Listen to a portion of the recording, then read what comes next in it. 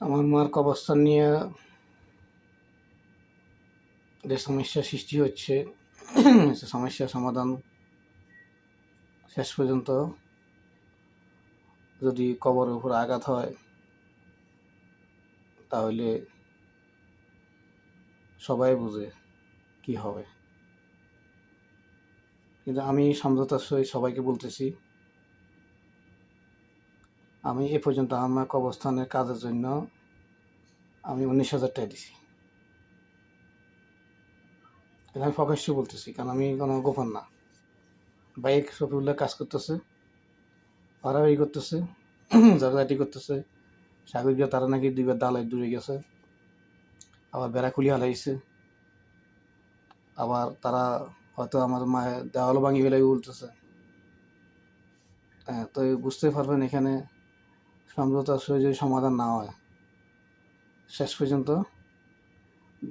আমি হুমকি দিয়ে কথা বলি না, কারণ পরিস্থিতি তখন সব কিছু বোঝা যাবে। তবু আমি আজকে বাবুলকে বলছি, দেখো যদি আমি জায়গার মালিক নেই, মালিকানা খোঁজ করতে যখন আমার একেবারে সব শেষ হওয়ার ভিক্ষা করা হওয়ারও যখন শেষ হয়ে যাবে, ভিক্ষা পাই না, তখন মালিকানা খোঁজার জন্য আমি কোথায় মানুষের যাও খুঁজি বার করি, যেন কিছু খাই, জীবন বাঁচাতে হয়, তখন আমি মালিকানা খুঁজি বার করবো।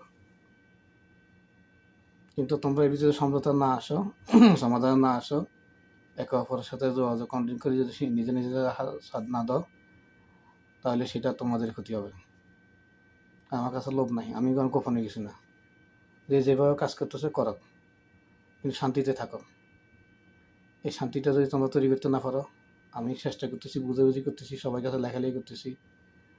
আমার মা একজন মুক্তিযোদ্ধা ছিলেন, 1971 সালে তার অবদান আছে, এবং তাকে 10-11 মানুষ চিনে।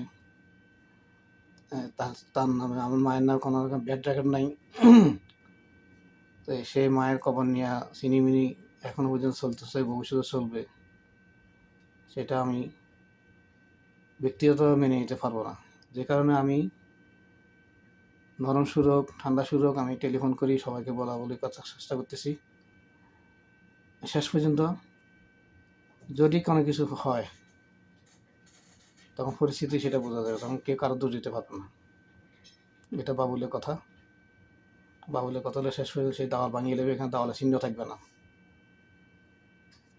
তো সেটা বাবুলও জায়গা কিনছে সবুলের থেকে, ওইটা জায়গা সবুলের মালিক না।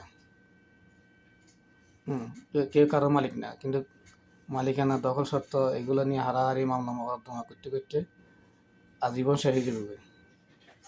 শেষ পর্যন্ত এখানে কেউ টিকবে না, তৃতীয় পক্ষের সুযোগ পাবে। সেই জিনিসটা সবাই বোঝার চেষ্টা করবেন। আসসালামু আলাইকুম।